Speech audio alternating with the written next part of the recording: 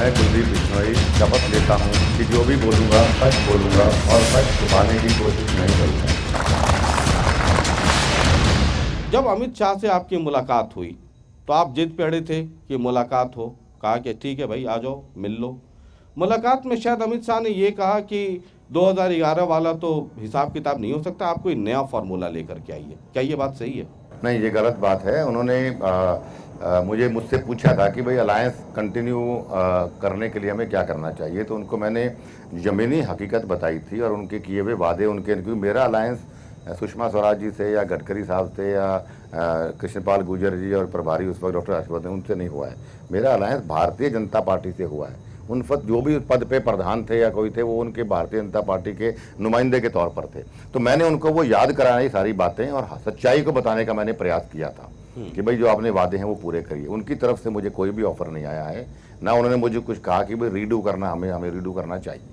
उन्होंने सिर्फ मुझे मेरी बातें सुन के उन्होंने, मुझे लगा कि उनको बातें प्रभावित की कि भाई हमारा अलग होने से नुकसान हो सकता है, विपक्षी पार्टियों को फायदा हो सकता है। मैंने कहा मेरे जनता मेरा इतिहास जानती, मैं तो फिर भी रिकवर कर जाऊंगा, आपके लिए तो इम्पॉसिबल हो जाएगा। क्या आपको मंत्री पद का सेंटर में मिनिस्टर और स्टेट में 1 या 2 मंत्री पद और 15 सीटें, क्या ये ऑफर दी गई थी? नहीं, बिल्कुल ऐसा कोई ऑफर नहीं आया और ना ही डायरेक्टली इनडायरेक्टली, इनडायरेक्टली अवश्य अखबारों के माध्यम से या और नेताओं के जो लोअर लेवल के नेता उनके आपस में बात हुई हो तो मुझे पता नहीं। हाई लेवल के नेता जो मैटर करते हैं उनकी तरफ से मुझे इस प्रकार की कोई भी ऑफर नहीं आई। मैं ये जानना चाहता हूं कुलदीप जी कि क्या हरियाणा के हित को या जिस लड़ाई को आप लेकर के चल रहे हैं, क्या उस लड़ाई को आगे बढ़ाने के लिए क्या 45 से नीचे आने का मन बना रहे थे क्या?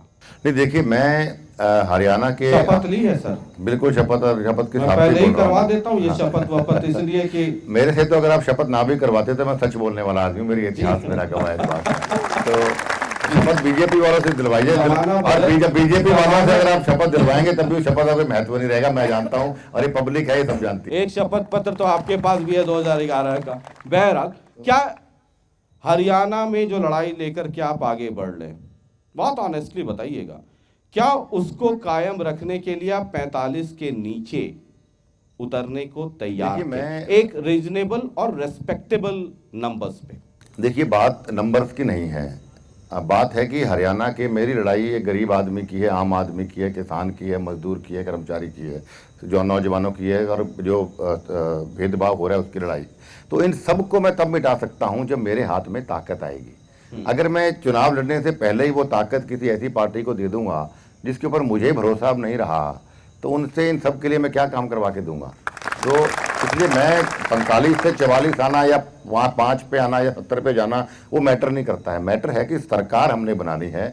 आज हरियाणा की जनता ये देखना चाहती है कि भाई हमारा भविष्य किसके हाथ में देना चाहते हैं। मैं यही समझना चाह रहा हूँ मैं, क्योंकि बहुत तरह की बातें आती रही है, तो मैं ये समझना चाह रहा हूँ क्या आपकी तरफ से एक कहीं हल्का सा at the back of mind कि आप चीफ मिनिस्टर की कुर्सी, चूंकि वो बड़ा महत्वपूर्ण पद है और आप बहुत सारी बदलाव, चूंकि स्टेट में उसके अंदर एक पावर है, वो बहुत सारी चीज़ें कर सकता है, तो चीफ मिनिस्टर की कुर्सी यानी वो पद अगर आप देते हैं तो हम 45 के नीचे आ सकते हैं, लेकिन condition applied chief ministerial candidate.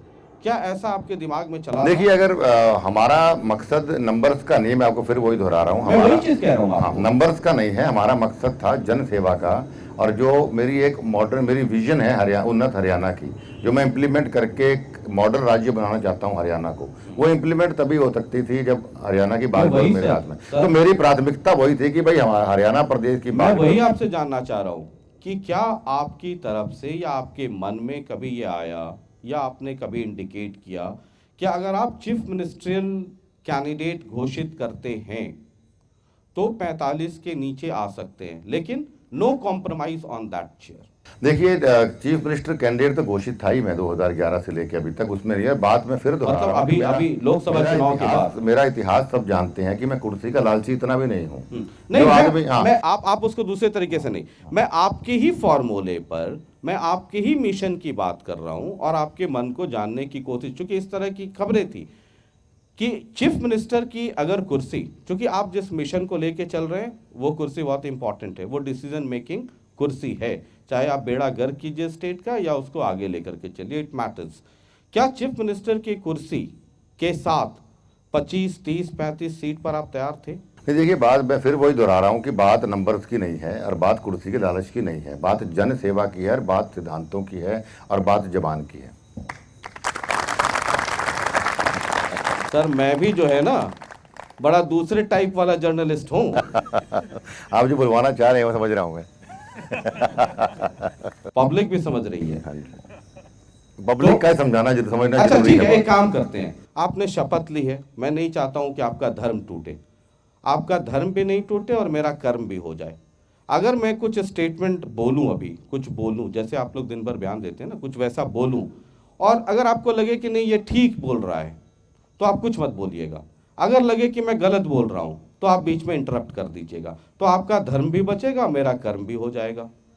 Kuldeep Bishnoi जब अलायंस को आगे बढ़ाने की बात कर रहे थे तो इतना वक्त इसलिए लगा कि इस मसले पे बातचीत हो रही थी कि मुख्यमंत्री की कुर्सी तो मस्ट है। नहीं, गलत बात है। स्टेट को सुधारने के लिए सर आप उसको अलग अर्थ देखिए, में ले आपका लेते जो हैं। प्रश्न है ना जी, वो मेरे सोच और सिद्धांत से थोड़ा फर्क है, क्योंकि मैं आप ये आपके कह रहे हैं कि सिद्धांत ये पे- नहीं, मुख्यमंत्री कुर्सी के लिए लड़ा हुआ था। ना ना ना ना ना, ऐसा नहीं मैं है। ये नहीं कह रहा, मैं तो मैं प्रश्न का नंबर्स पे जवाब दीजिए, मेरी प्रार्थना है। मैं आगे बढ़े नंबर्स हम, पे मैं आगे बढ़ना बढ़ूंगा चाहिए। सर, मैं आगे बढ़ूंगा, आगे बढ़ूंगा। अगर चीफ मिनिस्टर की कुर्सी, मैं आपके ही टर्म्स में आपकी भाषा में बात करता हूं कि हरियाणा को सुधारने के लिए या जो सपने आपने देखे हैं, कुलदीप बिश्नोई ने देखे हैं, उसको पूरा करने के लिए मुख्यमंत्री की बहुत इंपॉर्टेंट एंड पावरफुल कुर्सी चाहिए। मैं कोई उसमें हम लालच की बात नहीं कर रहे हैं। अगर आप ये देते हो बीजेपी तो हम 45 का 25 कर सकते हैं, लेकिन चूंकि स्टेट को सुधारना है इसलिए उस मसले पे कोई कॉम्प्रोमाइज नहीं।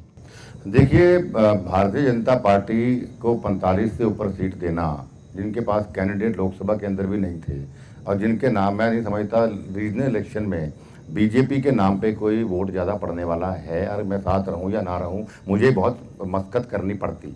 तो सीटें ज़्यादा देने का मतलब है सीटें खराब करने वाली बात है, क्योंकि बीजेपी को आने वाली बात ही नहीं चाहिए।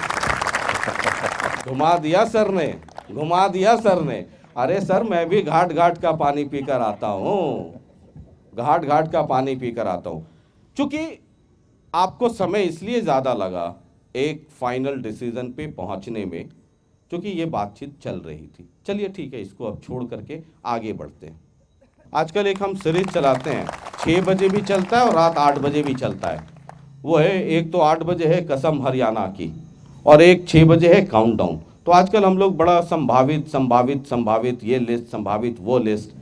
तो मैं ढूंढ रहा था, मैंने अपने महेश हैं हमारे ब्यूरो चीफ, बड़ा दमखम वाले हैं हिसार में, मैंने कहा यार ये हजका का भी कुछ संभावित निकालो। बोला सर बताता हूँ। 1 हफ्ता हो गया, अब तक तो कुछ बताया नहीं उन्होंने। उसके बाद मैंने कुछ और, मैंने कहा कि चलो ये महेश लगता है कुछ अभी जुगाड़ कर रहा है। हमने अपने तंत्र को एक्टिव किया, सारे एंटीना खड़ा किए। हमने कहा यार ये सबका हम लोग चला रहे हैं, कांग्रेस चलाते हैं, बीजेपी चलाते हैं, ये हजका वाला का संभावित कब चलाएंगे हम लोग। बोला सर उसके लिए इंतजार करना पड़ेगा। हमने कहा क्यों?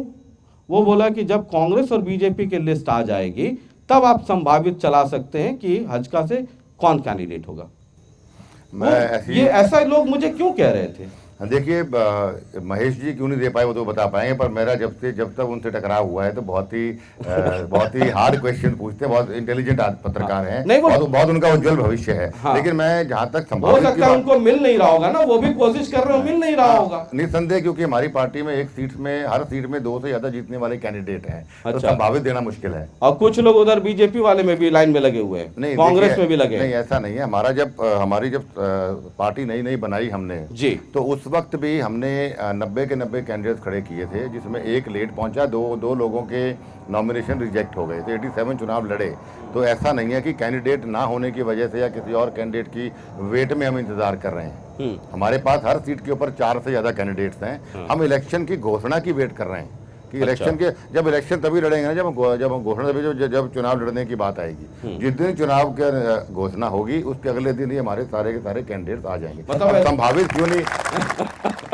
मतलब किसी ने मुझे मजाक में ये कहा कि आप हजका में संभावित मत ढूंढिए कैंडिडेट। हमने कहा क्यों, अगर हजका का मुझे वो उम्मीदवारों की लिस्ट चलानी है तो हजका में ढूंढनी होगी। बोला ना ना उधर मत ढूंढिए, इसीलिए तो आपको मिल नहीं रहा है। हमने कहा यार तुम बड़े ज्ञानी पुरुष हो। बोला कि आप उधर ढूंढिए ना, कि उधर किसको किसको नहीं मिलने वाला और दमदार आदमी है। दमदार सारे हजका में है, कोई और कहीं दम नहीं किसी ये परिवार जो है आपका, ये 2 तक ही रहेगा या 3, 4, 5, 6? देखिए, मेरा परिवार हरियाणा की जनता है और हम जिताऊ उम्मीदवारों को उतारेंगे विधानसभा के अंदर। नहीं नहीं, मैं वो वाला परिवार, एक गठबंधन हुआ, ये गाड़ी आगे बढ़ेगी, कहाँ कहाँ कहाँ तक जाएगी। मैंने तो सुना कि इस बार ऐसा भी गठबंधन होगा हरियाणा में जिसमें 4-5 चीफ मिनिस्टरियल कैंडिडेट होंगे। देखिए, आज की डेट में हमारा अलायंस विनोद शर्मा जी के साथ है। मैं तो कल की सर, आज की बाकी तो कल सबको खबर है। राजनीति में कुछ भी कल संभव हो सकता है, उसके बारे में आज टिप्पणी करना बहुत मुश्किल है। ये तो आप बीजेपी टाइप बात करने लगे। नहीं नहीं, मेरी बीजेपी टाइप की सोच मेरी हो भी नहीं सकती है। वो तो मैं चाहूं तब भी नहीं हो सकती, बदली हुई चाहूंगा नहीं। परिस्थितियां, ये वो, ये बीएसपी से अलायंस होगा क्या आपका? बीएसपी, बहुजन समाज पार्टी, वो इस वक्त बहन मायावती वाली इस पार्टी वक्त है। हमारी उनसे कोई चर्चा नहीं चल रही है। लेकिन अगर बहुजन समाज पार्टी की तरफ से कोई हमारे पास ऑफर लेके आता है और हमें लगता है कि भाई ऑफर अच्छा है, तो निसंदेह हरियाणा के हित में अलायंस करने में हम हिचक नहीं करेंगे। मतलब कितने तक सुन रहे होंगे सब लोग आपको, है ना? हाई टीआरपी है आपकी, सुन रहे होंगे, तो कितने तक का ऑफर लेकर के आए वो? नहीं, देखिए, इस पे अभी मैं कुछ ओपनली नहीं बोल पाऊंगा। लेट अच्छा उनकी तरफ से कुछ ना कुछ ऑफर आए तो फिर हम बैठ के मिल बात के बात करेंगे। आज कोई नंबर बोलना बहुत ही प्री मैच्योर होगा। हाँ नहीं, नंबर के साथ सर, मतलब एक बस गठबंधन मैं इतना ही में- कहना चाहूंगा, एक बार फिर निकलेंगे तलाशे इश्क में, एक बार फिर निकलेंगे तलाशे इश्क में। बस दुआ करो यारो, इस बार कोई बेवफा ना मिले। अरे क्या मैं कुलदीप बिश्नोई शपथ लेता हूँ कि जो भी बोलूँगा सच बोलूँगा और सच छुपाने की कोशिश नहीं करूँगा।